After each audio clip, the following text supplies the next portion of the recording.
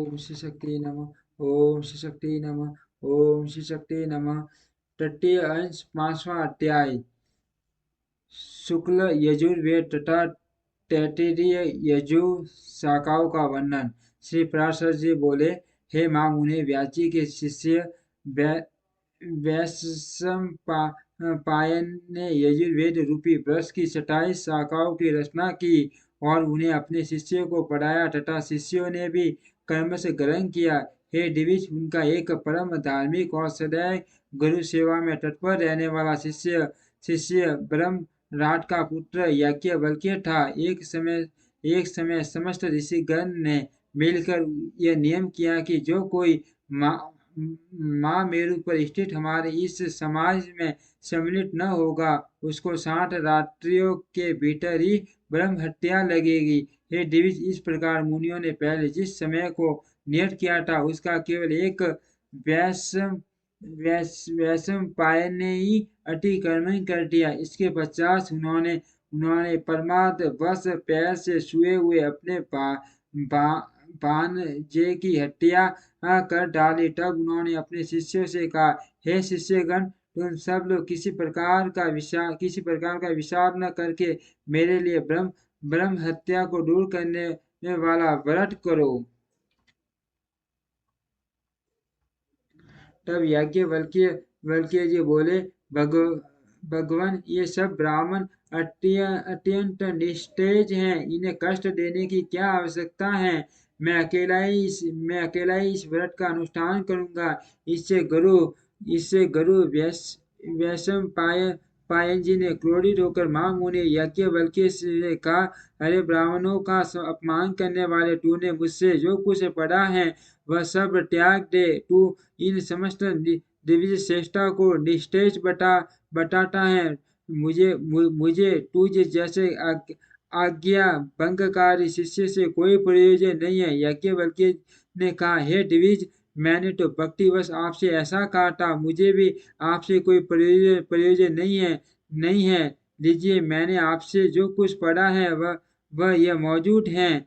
श्री पराशर जी बोले, ऐसा कह महामुनि याज्ञवल्क्य जी ने रुधिर से भरा हुआ मूर्तिमान यजुर्वेद वमन करके उन्हें दे दिया और अनुसार चले गए।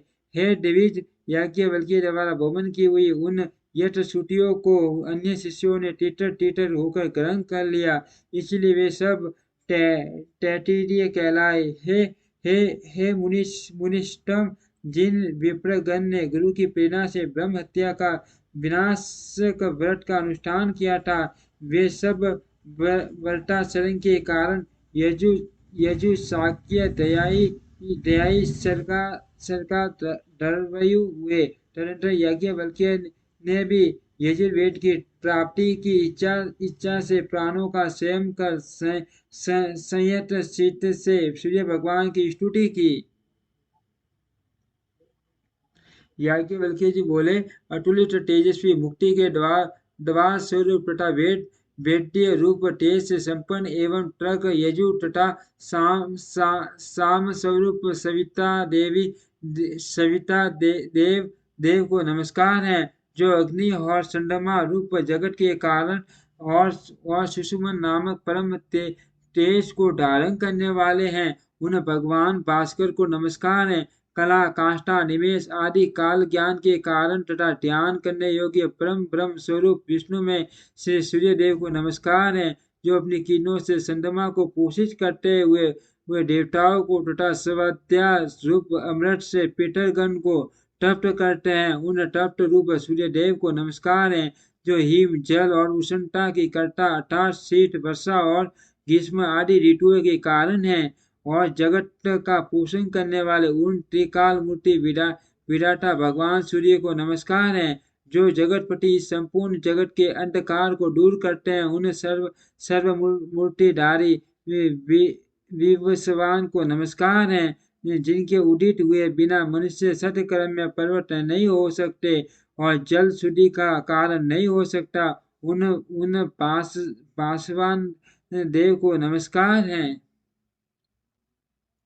जिनके किरण समूह का स्पर्श होने पर लोग कर्मानुष्ठान के योग्य होता है। उन पवित्रता के कारण सूर्य स्वरूप सूर्य देव को नमस्कार है।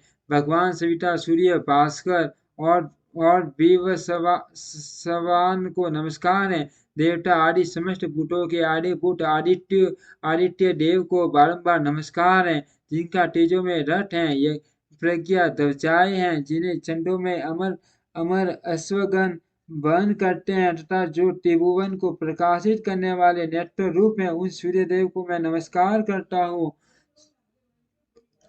श्री पराशर जी बोले, उनके इस प्रकार स्तुति करने पर भगवान सूर्य अश्व रूप से प्रकट होकर बोले, तुम अपना अभिष्ट वर मांगो। तब याज्ञवल्क्य जी ने उन्हें प्रणाम करके कहा, आप मुझे उन यजुश्रुतियों का उपदेश कीजिए जिन्हें मेरे गुरु जी भी न जानते हो। उनके ऐसा कहने पर भगवान सूर्य ने उन्हें अय्यातयाम नामक श्रुतियों का उपदेश दिया, जिन्हें उनके गुरु वैशंपायन जी भी नहीं जानते थे।